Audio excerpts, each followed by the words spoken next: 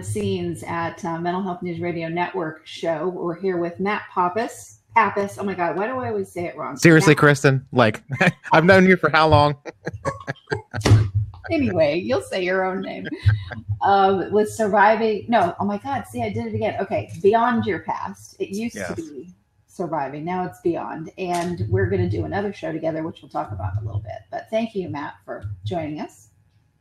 You're very welcome. Happy to be here. And then we have Joe Fusaro, also known as Joda, who does editing of my show, thank God, and also does Hysteria Radio. Hey, Joe. Hey, everyone. How you doing? We're good. It's morning, and it's too sunny, and it's too cold. Like, my fingers are cracking. Yes, it is a balmy 30-something degrees here with a wind chill of like negative 600. So it's, Yeah, it's been cold lately. Well, you guys are way up. Where are you, Matt? What part of the country? Just central PA. Oh, okay. Yeah, you guys are up in the cold. I'm in Virginia, so I have no right to complain about anything. Well, I think you got snow the other day, and I didn't. So that's... Yeah. All right. So what I've got a couple of stories. I thought I'd start with one about our illustrious PR person who also does the Outer Limits of Inner Truth, which is Ryan McCormick. Matt, you haven't met Ryan virtually, have you?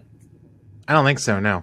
Okay. He is such a cool guy. They handle our PR, Goldman and McCormick, and they also brought on Dr. Huber, who does mainstream mental health. And Ryan was sending out emails to different people on the network. And he sent an email out to Michael Koch, who does the Positive Connection show. And he's a first responder, former undercover detective, and he talks a lot about addiction and mental health and stuff like that.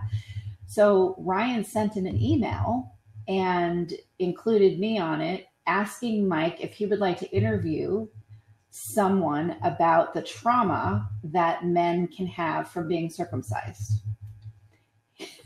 That's a real thing. I'm not making fun of it at all. It just that was interesting. So I was like, why would he send that to Mike? You know, like that doesn't seem to fit the whole undercover detective first responder thing. I don't think he was thinking about the audience. So Mike emails him back and says, yeah, if I ever do a show called Positive Reconnections, that'll be a great topic.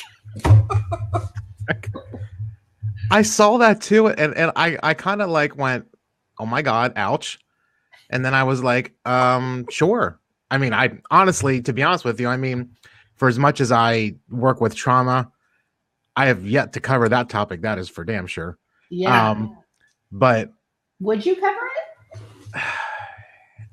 I wouldn't be opposed to it, but I would need a lot more research and information before I would dive into something like that. Just, you know, because I mean, I'm certainly not denying that it's possible. Right. And I mean, that experience would give me chills now if I had to go through it as an adult for sure. But I would definitely want more information on like research and studies to see how potentially traumatic it is. Long term. So. Right, exactly. I'll cover anything really. Well, not anything, but you know, I'll cover a lot of things on my show. But probably not the best host for that kind of show. You know?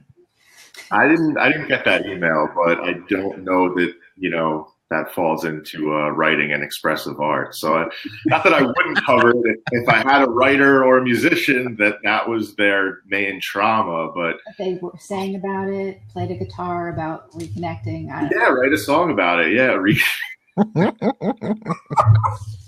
Could do a little jingle. I didn't get that email though. Damn. No, it came to me as like a show suggestion through the comment form on my website, and I'm like, And okay. So now I'm putting the pieces together. I had told Ryan, he goes, well, if I want some of the people that that come to me to interview, how do I get a hold of all the podcasters? And I said, well, I have a list, but you can also go to MHNRnetwork.com, go to shows, and go to each page, and there's a connect to podcasters. Yeah. He went to you that way. Yep. Gotcha. Well, I thought it was funny. The quick fire response was awesome. That's how Mike is. So he's afraid to our. I mean, that's really going to like the root of trauma, right? That's taking it back right to the beginning and saying like this is the reason like everything fell apart. Like from like day 3, that's when it started. Right. Oh my God. You were doomed from the start. Like there was just no turning back. But I shouldn't make fun of it because I'm sure there's somebody out there in the Twitter sphere or somewhere is going to like, blast us for laughing about it. Sure. Well, and that's the whole thing about this whole, like, when you deal with mental health stuff, if you can't laugh about it, you might as well just pack it in. Yeah, exactly. Oh, yeah. I mean, this shit is so traumatic and it's so difficult to work through that. If you can't sometimes just sit back and shake your head and be like, oh my God, then you'll never survive. You just won't. Yeah, so absolutely true. I wanted to ask you guys this because I still catch myself thinking that I should be okay. I should be fine. I shouldn't have issues or not issues, but I shouldn't be having a down day or I'm in this sort of mindset of I'm supposed to always be fine. And I'm starting to realize, that that's really unhealthy, but that's kind of how the world works outside of our bubble of mental health. Is you're just like, if you say you're not feeling well, people treat you like you have cooties in some ways, except in this field. But I realize that's a tape that goes on in my head even still that I'm trying to get rid of. I mean, I know a lot of people that work in mental health that they're tired and it's hard to face these things every single day after day. And I don't think it's I think that's perfectly normal for you to feel like you need to be all right, but know that like maybe you need to take a break or like, do something for yourself or just rest. I think that's really important. Yeah. How good are you, like Matt, how good are you at just resting and not giving yourself grief about resting? I've gotten a lot better at it than I used to be at it. And I know for me early in the week, obviously Mondays are super busy. And then as the week gets on, by the time Friday's here, I'm pretty much brain dead. And so Fridays, I try to not schedule any recordings, not schedule any meetings, not really do a whole lot other than things I absolutely have to do. So I can kind of give myself a break. So I still find myself like, if I pause and rest too long, whatever too long is, I'm like, okay, I need to be doing something. I've got to get up and work on something. But especially, and I guess I would say I am a lot better than what I used to be, but I still struggle with it from time to time of, okay, how long is long enough to rest now? I should be doing up. Everybody else is going to work. Everybody else is doing something. I shouldn't be taking a half day or a whole day to rest after some, whatever it is. So I think it's something you probably always struggle with no matter how long you've been at it and how aware you are of your own limits. You still go through those periods where you kind of compare yourself to other people or you shame yourself for taking too much time to rest or do self-care. And so it's an ongoing struggle, but the more you work at it, the more aware you are of your limits. And what your burnout level is and that kind of stuff. You start to realize that after a while, you're like, okay, I've got to stop for a while. And usually when I do, I'll just go quiet. Like, I'll just be like, okay, I'm not going to go on Twitter and be like, okay, I'm taking a day off to rest or something. Like, I just don't do that. I mean, so I'm like, I do some things and I'm like, okay, my brain hurts. I need to rest. I feel stressed. I'm overworked or I'm overwhelmed. I need to go practice what I preach and go rest for a little bit. Yeah, that's true. Like when I'm on my 25th hour of a Netflix series and then I haven't moved from the couch, I'm like, maybe this is not healthy.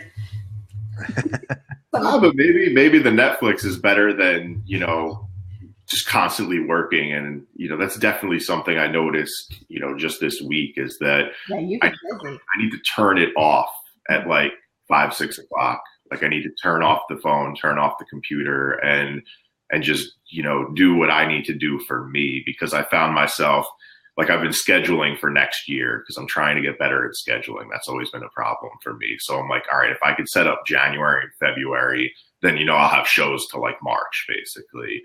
And I found myself like still emailing at like 8 o'clock at night. And then at 9, I'm sorry. Oh, look at you. Oh, man, the boss. Oh. Nice.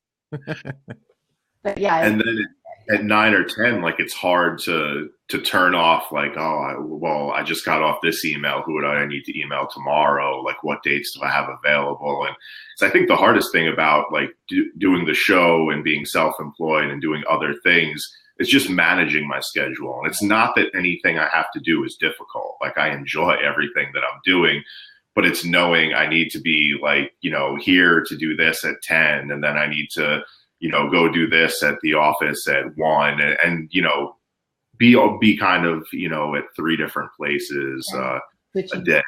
Yeah.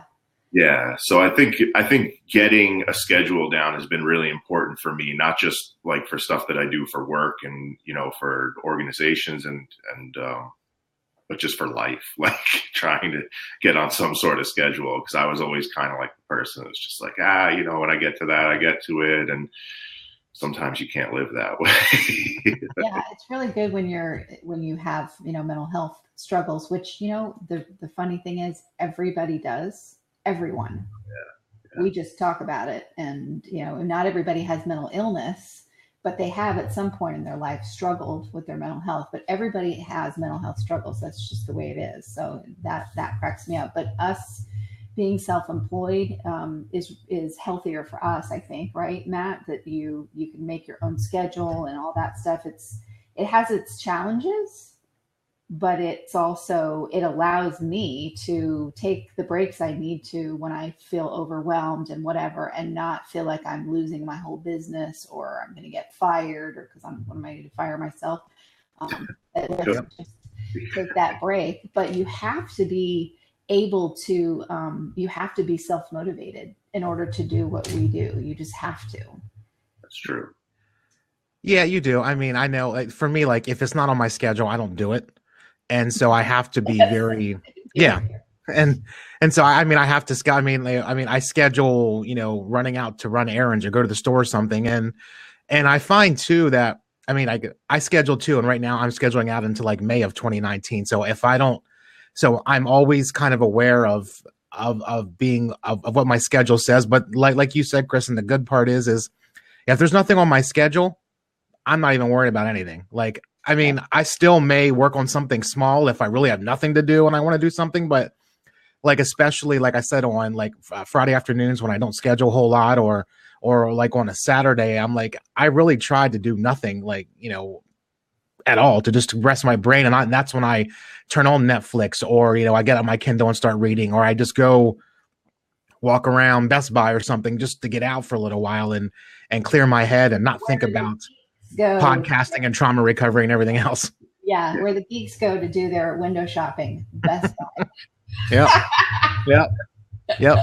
Yep. Take me to a Best Buy or like a Cabela's or something, and I'll be there all day just walking around. Like, I won't buy a damn thing, but I will walk around all day and look at that stuff. Yeah, I do that with my son. We go and we salivate, and I learn all these amazing things from him. It's funny. I can't really, I don't want to mess with my camera, but my son built my podcast computer. Mm-hmm. And I have a laptop that I take when I go to conferences and whatever, but he wanted to build me a computer. It's a desktop. And I was like, a desktop? I don't even know what those look like anymore, but he wanted to do it. So he built this thing. It's in a cube, and it's got a water cooling thing it's amazing. And he wouldn't let me pay for any of it and all that stuff. And I had to get high-speed internet, a business account for where I live, because I was using my neighbors. It's on the same property, but the repeater wasn't picking it up. They have a residential account. Like at 5:00, everything goes, so it just wasn't working. So I had the Comcast guys come out, and they're probably the same age as my son, like 28, 29. And that you've got something cool when that age group looks at what you've got and they're like, whoa, these guys were staring at it. They were looking at it. They pulled the thing open, and, they were like, wow, this is a trip. They're like, can we take a picture of the inside? Hey, nerd out. Go. Nerding out on computer stuff. I love it. I do that too. Yep. There, and they said something about, well, you know a lot about this stuff, but like, and I said, what? I'm old, and he's like, no, I didn't mean to say. I said, yeah, you did. He goes, well, yeah. I won't report you to Comcast for saying I'm old. I promise. But okay, so I thought we're talking about behind the scenes. I want to ask you guys some questions about, doing podcasting, but I want to give an announcement to the people that are listening about some new shows that we have coming on the network. We've got a show that I'm doing with Matt called The Anxiety Show. I can't even believe that domain was available. Can you believe that? I know. I figured it would have been taken a long time ago. Yeah. So bought the domain. We're going to do that one together. And we have no big plan. But that one's going to be really cool because, man, that is something that I really, I have to do a lot of self-care to not have that be a part of my regular daily experience. We're doing one called Tales from the Grift, which is going to be just survivors sharing stories of, their dealings with manipulative people. So it's pure, come on, you can say your name or not and just share your story. So that one's going to be exciting. And then we had one launched called The Animal Effect with a guy that I thought would be a great host, but, sometimes people flake, and he did. So, but I really want to do a show about animals and their impact on mental health. So I'm going to do that show until the right host comes along. And there's a lot of other ones. Like I do a show every week with Dr. John Huber called Mental Health Perspectives. And we just do a half an hour talk. It's hosted by Ryan, the circumcision guy. I'm going to call him that from now on. And every that's what he's forever known as now. Thanks a lot. He's going to get a kick out of that. Trust me. Ryan's sense of humor. He will call me and we will go just about business. I only need 5 minutes because he's very and then we will go off for an hour, and it's not me doing it. Yeah, okay. No.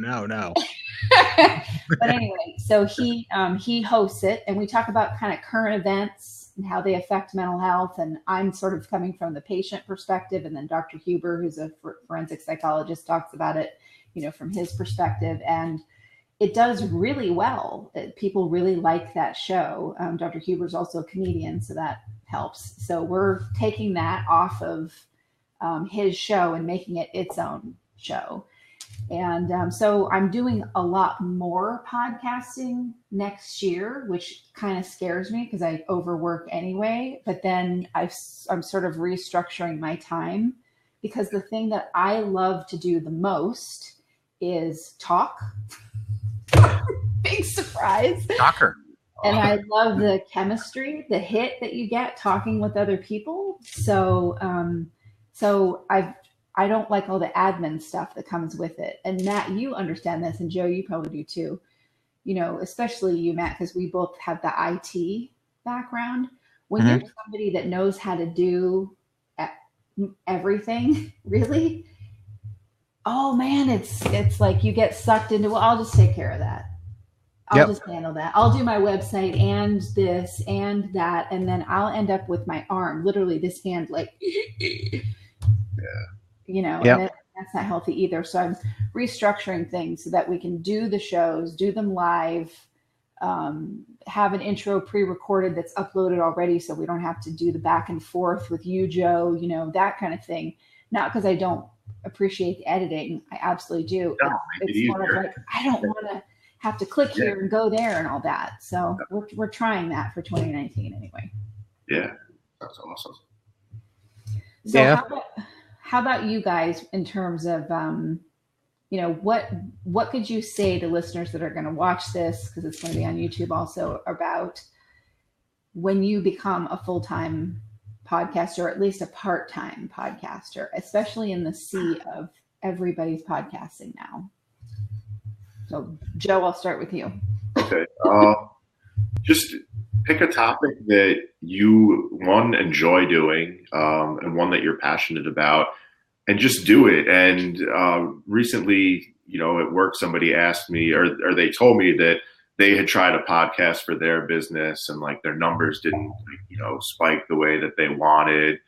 And I just told them, I was like, but did you meet cool people? And did you make good connections? Like, have you gotten, thank you, Joe. like, not other work, but like, have you learned about other organizations or businesses that, you know, you might all be able to help each other in the future? And I think that more than anything, like there's this rush right nowadays, right, to get like 1 billion followers, and that means success. But it doesn't. You know, success is it's a long road, and it's often a slow road, and often that's like the safer way to go about it than have 1 billion people for a year or two, and then they lose interest in you and they're gone. Like, I feel like I've strengthened my foundation with the podcast, and then, you know, now there'll be years of, you know, business relationships and friendships ahead that I wouldn't have had without the show. And you know, just the people like the CEOs and the, you know, the writers and the musicians that I've got to meet, like, I feel like I've built a bond with them through having the podcast rather than just having like business conversations over the phone or quick conversations after a, you know, convention or conference or something like that. You get to go like an hour-long conversation, like that's kind of a lost art. I'm hoping this year to even do like 1.5 to maybe 3 hours, because I feel like you really get into some deep topics as you get the longer you talk. That's awesome. I love that, Joe. Oh my God. This is why every day I'm like, I need to call Joe, which I refrain because he has a life, but I'm like, I need a hit of Joe. Got a little life. I wouldn't give you that much credit. Well, I do. Thankfully, I do call you and go, do you have time? And I am calling to rant because I'm okay with you going, you know what, Kristin? I mean, anybody, of course, I'm okay. You don't need my permission, but I really am like okay with somebody saying, I just can't right now. And I don't take it personally because I get it, you know. I respect that because oftentimes I'll get a call, and as soon as I pick up, it's like, my life is falling apart for like an hour. And I'm like, I have so many things to do. It's not that I don't want to help you through this, right? But like, I can't even, like, once I get off the phone, it's hard for me to concentrate on just getting my life together because I still have anxiety and I still have bipolar. So like, I really appreciate that you do give me that option. Matt, how about you?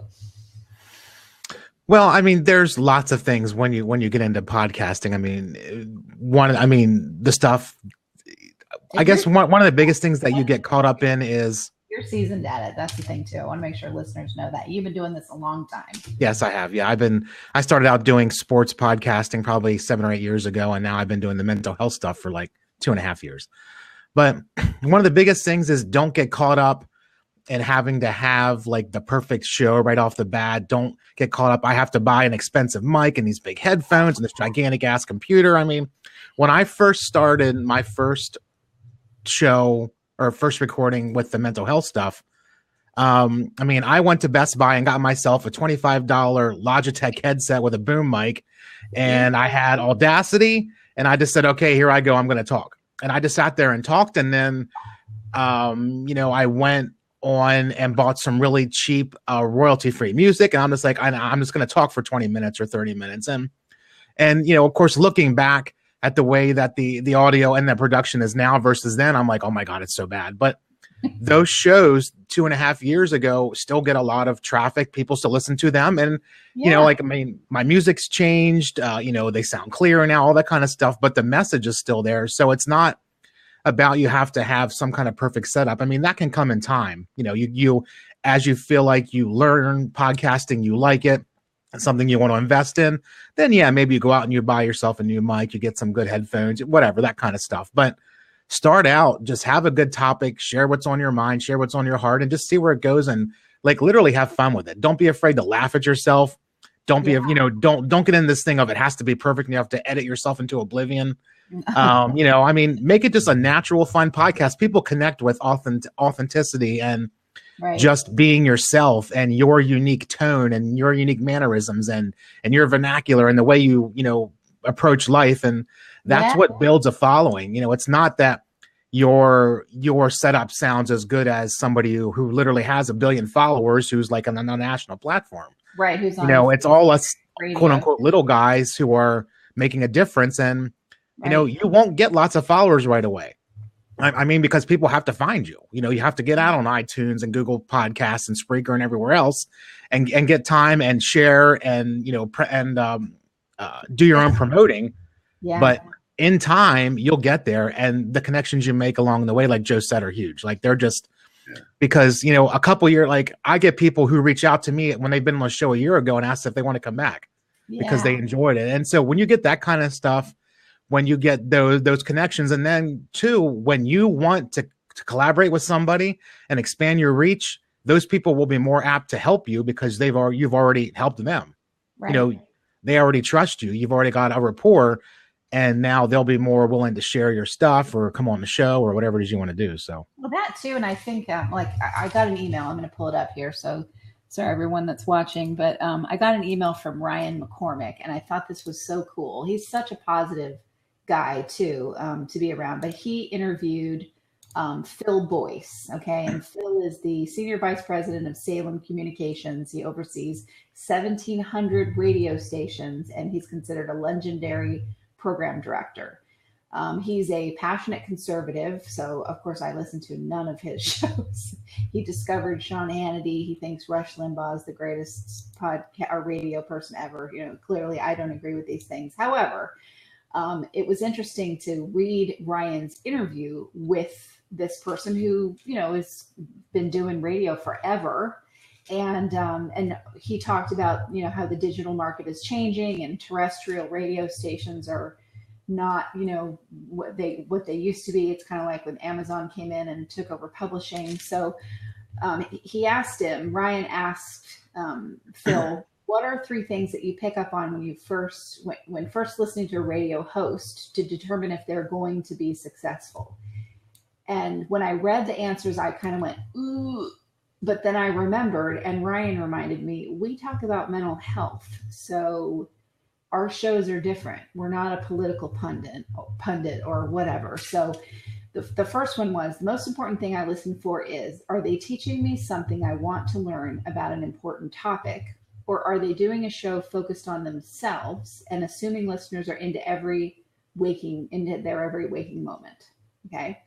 Number 2 was, the second thing I listen for is related to the first. Are they able to take a complicated issue and break it down in a way that makes me understand and makes me want to pump my fist in agreement? Or are they saying what I was already thinking? Listeners want affirmation that they are not the crazy ones on the planet. Well, we certainly help with that with the shows that we do. The third thing is formatics. Do they set up a topic with a brilliant monologue? Do they tease around the break and want to make me come back? Do they give me the sense that this is the most fun a human being can have and they're having it? Is it a team show? And if it is, do they have that elusive chemistry, camaraderie, and rapport? So I liked reading that, knowing that with number 1, the one that kind of was a little bit of a gut thing, was it's okay that we do talk and share more about ourselves because we are talking about mental health. And something that, is part of what we do is, in order to get our guests to feel comfortable sharing their stories, sometimes we have to share our stories again and again and again to help the guest say what they're going to say. So I think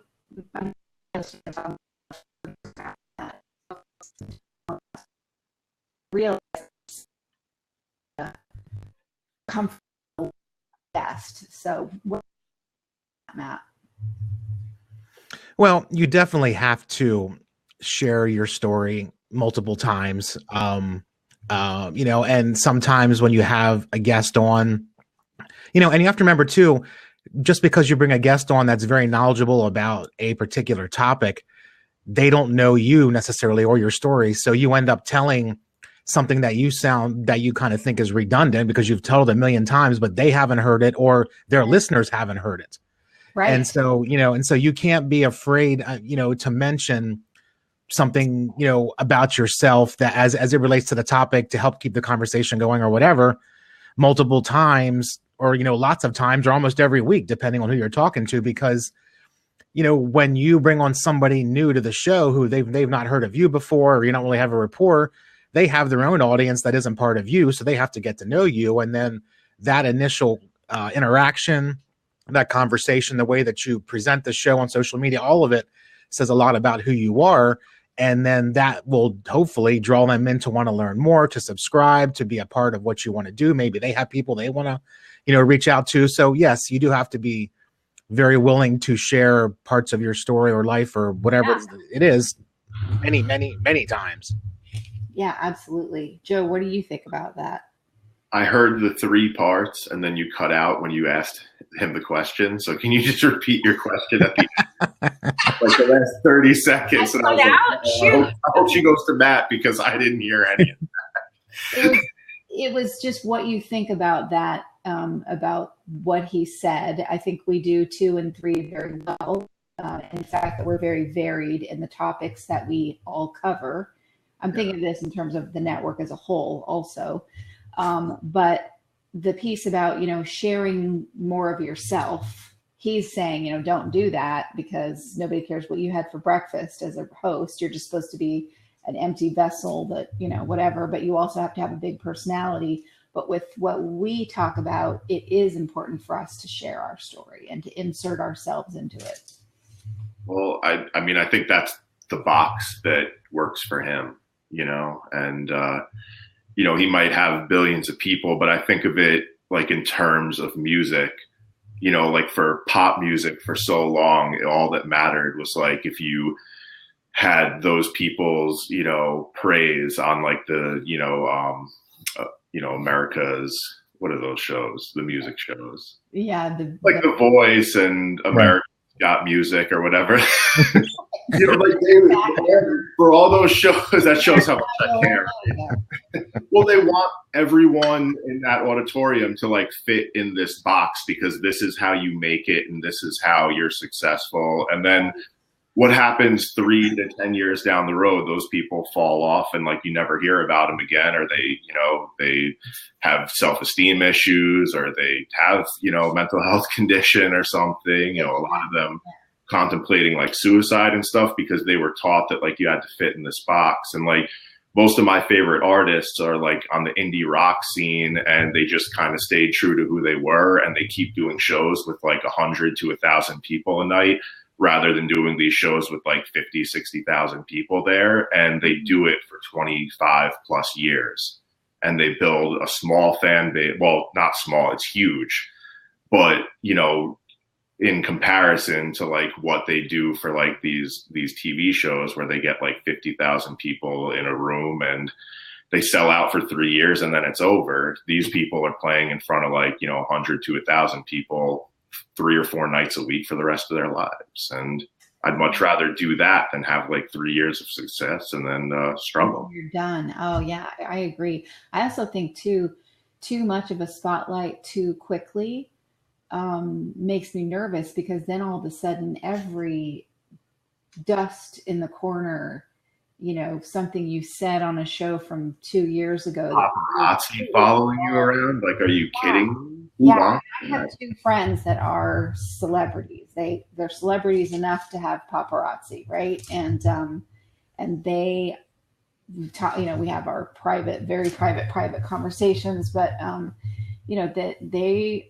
that they're grateful about their life, but they really struggle with mental health stuff because of the lack of privacy, the projections of other people onto them.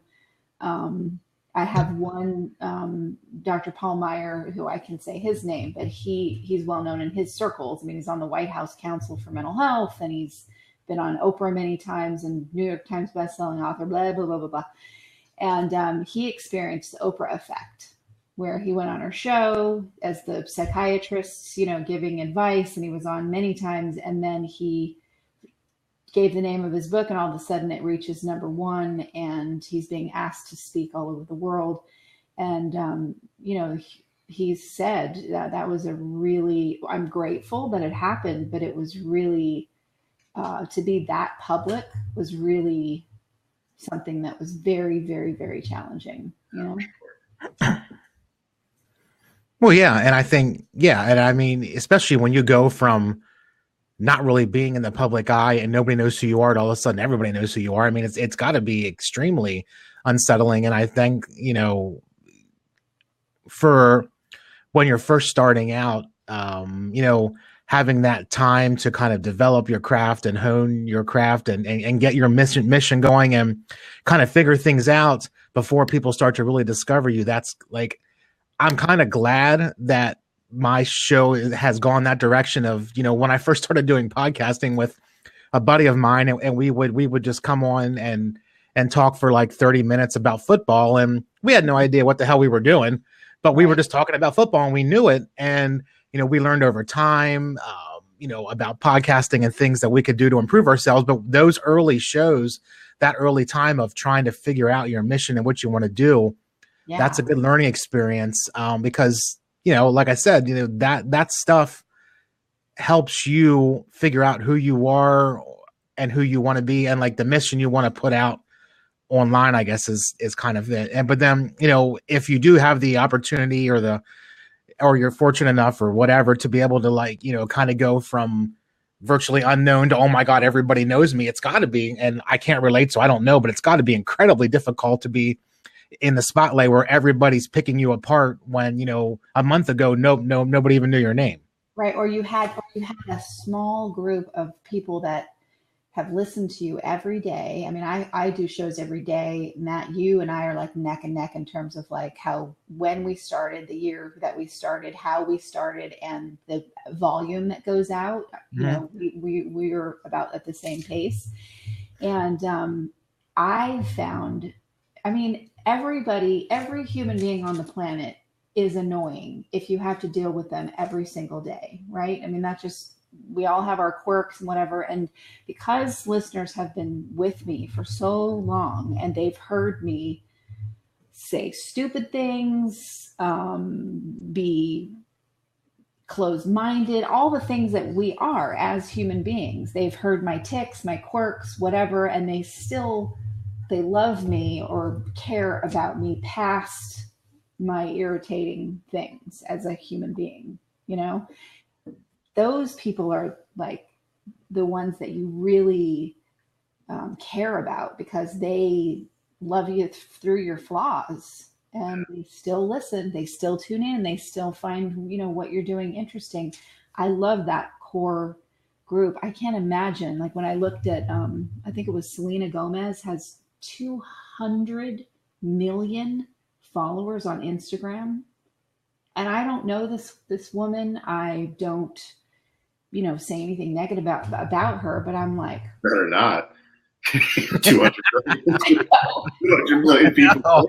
But I'm like, how does that happen? How and why?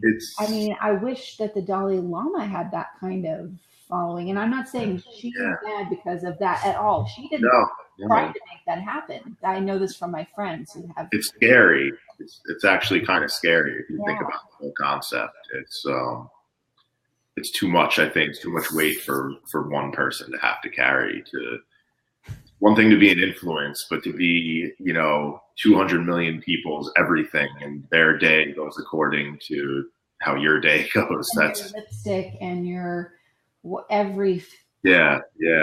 I'm sure it's cool for about a day, and then you start getting like the strange emails and the people that need you to be well, and people that are asking for money, and I'm sure it's just on a daily basis. You just have to shut everyone out and just hang out with like your family and a couple close friends, I'm sure, and everything else is just on the internet. One of my friends that is in that culture, she said, Kristin, people worship celebrity so much, and even some celebrities absolutely are part of that narcissistic bubble, and they worship it too. And then others did not ask for that. They don't want anything to do with that. That's not why they became an artist. And she said to me, some of the best ones out there, the reason why they're so good in terms of acting is because they are empty vessels. And I didn't quite get what she meant. And she's like, you know what I'm saying? Like, there's nothing going on in here. So they can be really good at being an empty vessel. Yeah, I think that's to some extent, but I think a lot of them have also been through serious pain and trauma. Absolutely. That's why they all are. But that's why they could do it so well on screen. Because there are some people that act that I'm just like, oh man, like where's this going? Like, you know, oh my God, this, oh my God, that, and like dramatic. But then there are people, you know, that just amaze me because, you know, I can tell watching their movies that they've been through something. Like Jim Carrey is one that I like to watch because you see his transformation from when he was like the funny guy into like when he did like this string of really serious movies about like, you know, that have like schizophrenic tendencies and bipolar tendencies, and like, you know, that he understands that mindset. So it's I think it's like one or the other. Yeah, and it's a culture that's its own narcissistic bubble that even the people in it, many of them really don't like it, and they don't. My friends contemplate all the time, if I get any more popular, I just have to not do any work for 2 years because I can't take it. It eats my soul. And I thought, that's an interesting thing to have to navigate. I mean, it's tough to hide once you're out there. Right. Exactly. Better to hide now. Yeah. So I'm gonna hide the rest of the day after the show. Right. Exactly. So Matt, with the length of time that you've done your show, I'm sure you've had plenty of people that come in and you're like, oh, okay, I shouldn't have let that one in. Have you dealt with, or how do you deal with the ones that you realize that person that's communicating with you, that listens to you avidly, isn't really in a healthy space and not healthy for you to have personal communication with? Well, I think you have to battle through, like, especially early on, you have to battle through that desire to kind of get your show off the ground and get a lot of episodes out there and get some big names on your show and try and get the exposure at the cost of, you know, compromising your values or your show's integrity or your show's message, whatever it is. So yeah, you will get people who, you know, want to come on your show and talk about something that you either disagree with or you don't want to cover or whatever. And they may have very good intentions, or they may be just trying to use you to get, you know, listeners to sell their book or something or whatever it is. So I think you just have to be very careful, like, and set those boundaries from the get-go. Is, you know, my show is going to be about X, Y, and Z, and you know, give yourself permission to tell somebody no and be like, you know, hey, you know, I mean, that's a difficult thing, especially when somebody seeks you out and they start, oh, I love your show. So-and-so said it's so great. I'd love to come on and talk about my book and blah, blah, blah. And so initially you're like, okay, great. Yeah, but Matt, I'm interjecting this. I'm sorry, but you know what's trippy is they've listened to you and they know all this stuff about you because you talk on your show and you don't know anything about them. Mm-hmm. That is so weird for me. Sometimes I'm like, oh. Yeah, it is weird. And you just have to kind of, you know, it's hard to say no, especially early on when you're trying to get a show off the ground and get people to notice you and get your listens. And, you know, maybe if you're working towards a sponsorship or whatever, but in the long run, setting those boundaries early will help you later on when you do get more followers and people seeking you out to come on your show. And you're like, okay, you know, you learn to be okay with saying no and not feel bad about it. And then, you know, you may tell somebody, you know, thanks, but no thanks in a very polite way. And they may send you a hate mail like, who the hell are you? And give you a crap. Yeah. And you know, they'll make you feel guilty and, oh, you're missing out. I'm like, well, you know what? I might be missing out, but my show was about A, B, and C, and you're talking about X, Y, and Z, and it's not a good dynamic. Yeah, and ultimately, you're right. It is your show, your voice, your brand, your topic, and if you don't want to have somebody on, the reason is ultimately doesn't matter to them. It's just you can say no and walk away, and that's it. But that's hard, especially in the beginning. It's still hard now, too, because you know, somebody who is nationally known and has been on tons of podcasts or whatever, and they want to come on your show, you're like, oh, I feel so honored, but if their message isn't in line with what you have, then you end up kind of potentially confusing your listeners. You know, well, Matt always talks about this, but now he's interviewing somebody about this, and well, what's he really about? And oh my God, he's lying, and you know, like, and then you end up in like a world of trying to, you know, justify yourself to other people, and it gets to be a mess. So it's easier, I should say, whatever. It's better in the beginning to learn how to say no. Absolutely. I take it to the show. I mean, Joe, you said to me the other day, you're chill or what, you said a bunch of complimentary things. And then you said, but I wouldn't ever want to mess with you. And it's not like I haven't heard that before, but really? Yeah, I've heard that for sure. But I'm kind of like, I'm okay with that now. It means I have good boundaries. For someone that grew up with two parents that don't know what a boundary freaking is, and in sick ways. So I'm like, a boundary, what's that? Walking around wide open everywhere my whole life, wondering, why do I have all these toxic people, and why am I, toxic as well? So for me to get to that point where people go, yeah, we respect you, you're a nice person, and I would not want to do something to you because I will talk about it. I think that's okay. It's hard earned. Not that I go around hurting people because I don't say names, but I bring it to the show. I will bring it to the show and talk about a situation that's uncomfortable. And if that person listens, which I doubt, they probably know that I'm referencing what just happened, Boundaries is the best thing that I learned in 2018. And I feel like I have more energy now. I feel like I'm enjoying what I do more. Mm-hmm. And in return, like my family and friends are enjoying me more because like I was always letting something on the outside like get the best of me before. And I'd use up all my good energy for something that was like somebody else's passion or somebody else's job that they needed to get done because I felt like I had to like help everybody else. But like, I wasn't helping myself ever. And if there's one thing I learned, it was how to say no this year. And somehow by saying no, my life has gotten better. Yeah. and there's more good in my life for me being able to say no. And as far as the show goes, I just feel like it's not that I don't want to have these random people on that email me, but I feel like when I already know a little bit of the person's work when they come on, or we've already had conversations before, whether it's through an organization or an art conference, a music conference or something, like we already have that common bond going in. So the conversation tends to be a lot better with somebody that we already have that common thing.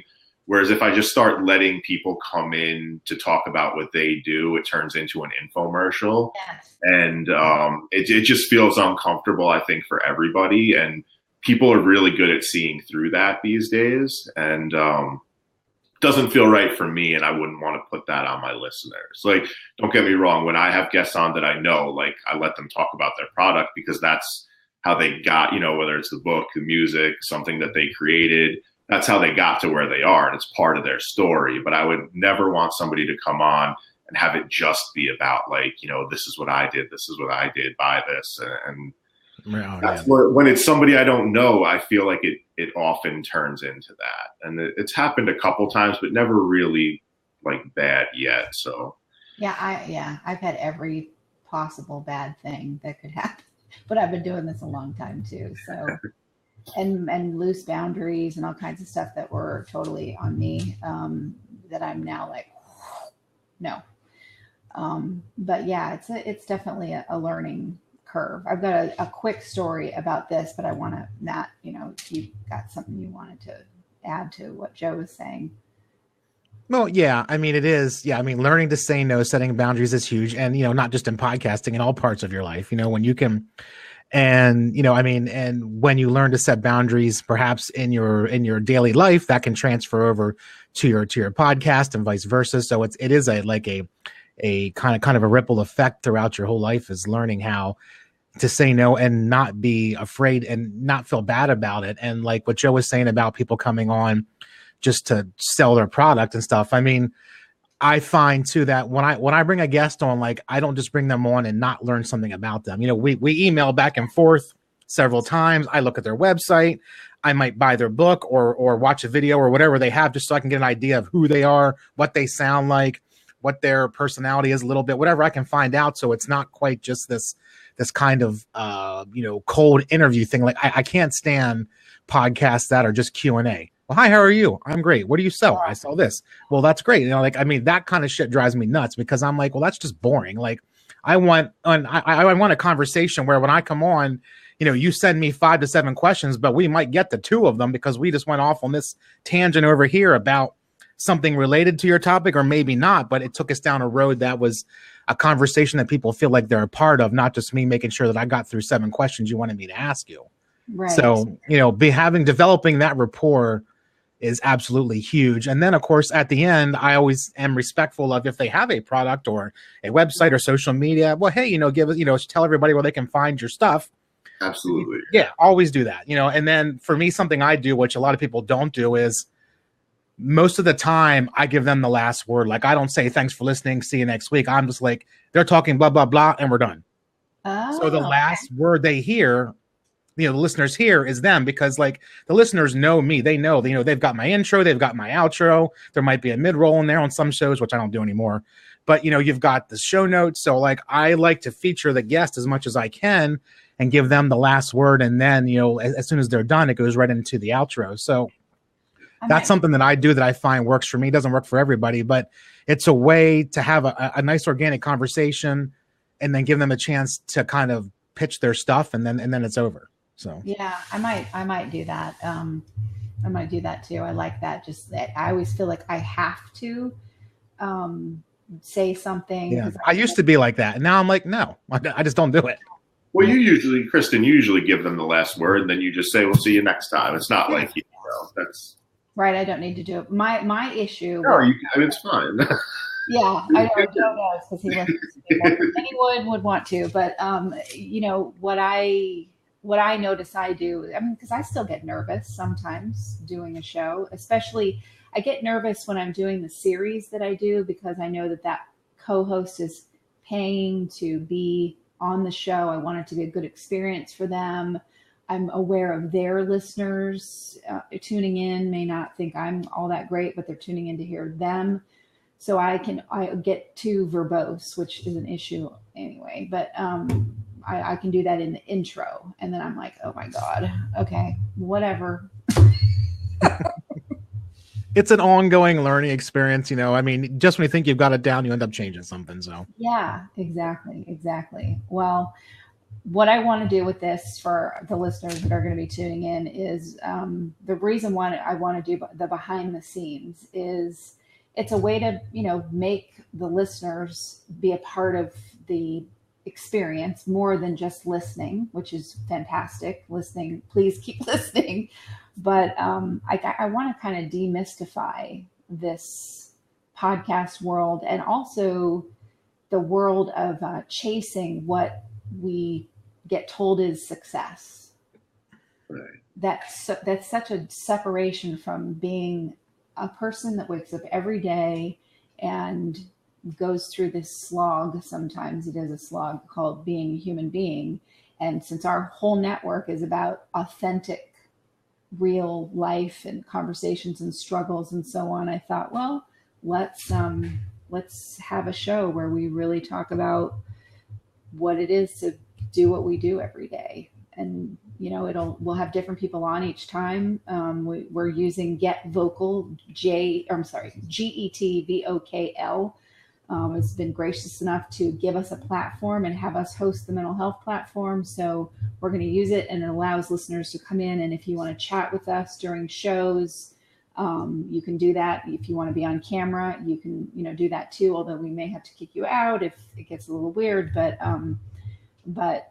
I just felt like this is an interesting medium and a really safe place to have a good online connection, because I don't think Facebook and Twitter and even YouTube can be very safe. And this feels like it's in enough of a container of safety that we can have a really good interactive, meeting about this.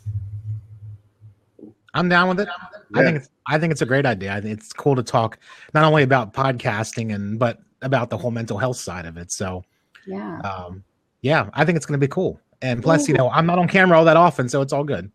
Let's do that for the next one. For the next show, let's talk about how doing your podcast, having a podcast, has affected your mental health. Okay. Interested. Yeah. Because I'll have to sit and think about that. How has it? It's been good, and in other ways, it's had some been quite a challenge. Yeah, exactly. So cool. Okay, well, thank you, gentlemen. Matt, I want to talk to you after if you have time. Oh man, I'm in trouble. No, Joe, if you don't hear from me in about an hour, please send like you're in the SWAT team and the dogs. Stay in this room? Should we stay in this chat room? We can. I can stop the broadcast and we could stay. Absolutely. It's an idea that came through with you doing the show. So listeners, maybe you'll hear about it later and maybe you won't, but we will catch you next time.